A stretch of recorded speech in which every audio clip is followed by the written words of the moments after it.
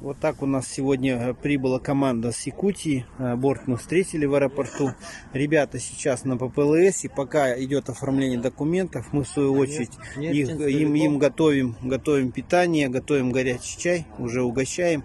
Ну и одновременно говорим, сегодня у нас татарская диаспора, скажем так, готовит тоже горячее питание, принимает участие в обеспечении их, ну, как говорится, нашим теплым радушным приемом.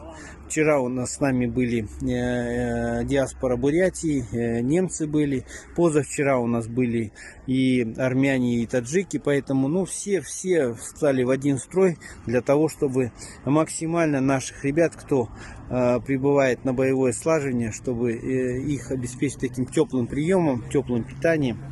Поэтому еще раз всем большое спасибо, кто принимает участие в организации.